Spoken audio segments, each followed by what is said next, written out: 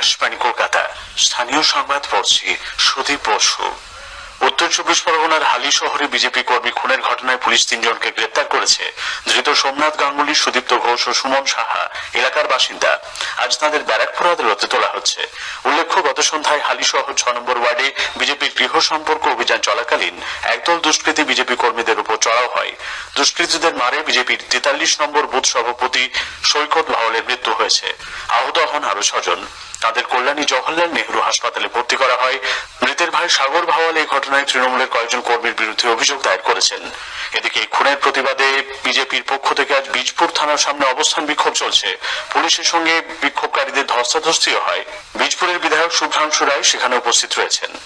উত্তর চব্বিশ পরগনার জগদ্দলে বিজেপি রাজ্য সহ সভাপতি এবং সাংসদ অর্জুন সিং এর বাড়িতে গতরাতে পুলিশি হানার ঘটনায় ব্যাপক উত্তেজনা ছড়িয়েছে।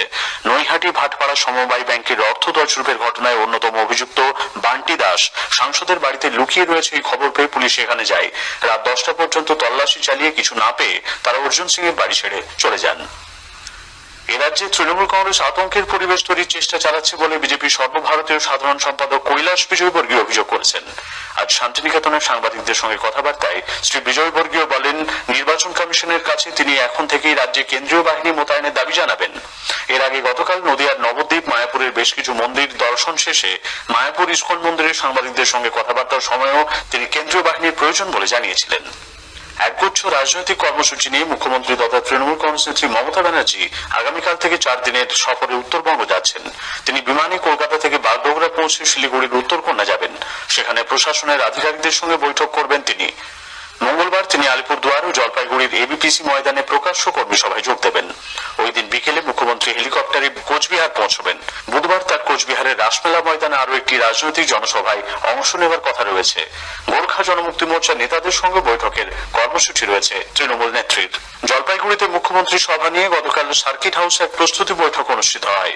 বৈঠকে পর্যটন মন্ত্রী গৌতম দেব, জেলা শাসক মৌমিতা গোদারা বসু এবং ময়নাগুড়ি ও রাজগঞ্জের বিধায়করা উপস্থিত ছিলেন। বৃহস্পতিবার তিনি কলকাতায় ফিরবেন।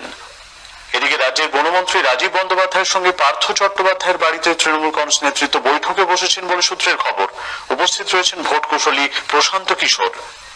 প্রমোটিং ব্যবসা নিয়ে গোলমালের জেরে দক্ষিণ কলকাতার চারু মার্কেট এলাকায় গতকাল দুটি গোষ্ঠীর মধ্যে সংঘর্ষে তীব্র উত্তেজনা ছড়ায়।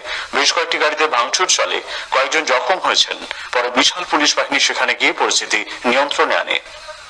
কলকাতার নাকতলা উদয়ন সঙ্গে ভাঙচুরের ঘটনায় কলকাতা পুলিশের গুন্ডা দমন শাখা গতরাতে এক যুবককে গ্রেপ্তার করেছে। শিবম পান্ডে নামের ওই যুবককে সিসিটিভি ফুটেজ দেখে শনাক্ত করা হয়। উল্লেখ্য, গত শনিবার রাত 11টা নাগাদ একদল দুষ্কৃতী নাকতলা উদয়ন সঙ্গে ব্যাপক ভাঙচুর চালায়। একজনের মাথা ফাটিয়ে দেওয়া হয়। রেশন দোকান সরিয়ে দেওয়ার অভিযোগে ঝাড়গ্রামের বেলিয়াবেড়া থানার কানপুরে আজ রাজ্য সড়ক অবরোধ করেছেন স্থানীয় বাসিন্দারা। অবরোধের জেরে ফেকো গোপীবল্লভপুরে বন্ধ রয়েছে যান চলাচল। দেশে গত 24 ঘন্টায় নতুন করে করোনা আক্রান্ত হয়েছেন 30,254 জন। এ নিয়ে মোট আক্রান্ত 98,57,029 জন। অন্যদিকে একদিনে সুস্থ হয়ে উঠেছেন 33,136 জন। আরোগ্যের হার 94.93%। রাজ্যে করোনা সংক্রমিতের সংখ্যা আরো কিছুটা কমেছে। গত সন্ধ্যায় স্বাস্থ্য দপ্তরের প্রকাশিত রিপোর্ট অনুযায়ী রাজ্যে নতুন করে 2,710 জন করোনায় সংক্রমিত হওয়ায় এখনো পর্যন্ত মোট 5,19,215 জন এই ভাইরাসে সংক্রমিত হলেন। এর মধ্যে 4,87,171 জন সুস্থ হয়েছেন। করোনা সংক্রমণ থেকে সুস্থতার হার 93.83%। রাজ্যের প্রাক্তন মুখ্যমন্ত্রী বুদ্ধদেব ভট্টাচার্যের শারীরিক অবস্থা সন্তোষজনক বলে হাসপাতাল কর্তৃপক্ষ জানিয়েছে। তার রক্তচাপ স্বাভাবিক রয়েছে, অন্যান্য গুরুত্বপূর্ণ মাপকাঠিরও উন্নতি হয়েছে। তাকে আর ভেন্টিলেশনে রাখা না হলেও দেওয়া হচ্ছে অক্সিজেন। স্টেরয়েড মাত্রা কমানোর প্রক্রিয়াও শুরু হয়েছে। প্রাক্তন সাংসদ রাধিকা রঞ্জন প্রামাণিক প্রয়াত হয়েছেন। আজ সকালে সল্টলেকের বাসভবনে তিনি শেষ নিঃশ্বাস ত্যাগ করেন। বয়স হয়েছিল 88 বছর। দীর্ঘদিন ধরেই তিনি অসুস্থ ছিলেন। রাধিকা রঞ্জন প্রামাণিক দক্ষিণ 24 পরগনার মথুরাপুর কেন্দ্রের 5 বারের সাংসদ ছিলেন। এছাড়াও তিনি 7 বার বিধানসভায় নির্বাচিত হন। সিপিআইএম থেকে তিনি তৃণমূল কংগ্রেসে যোগ দেন। মুখ্যমন্ত্রী মমতা ব্যানার্জি রাধিকা রঞ্জন প্রামাণিকের প্রয়াণে গভীর শোক ব্যক্ত করেছেন। আজ আইএসএল ফুটবলের নর্থ ইস্ট ইউনাইটেড মুখোমুখি হচ্ছে চেন্নাইয়ান এফসির।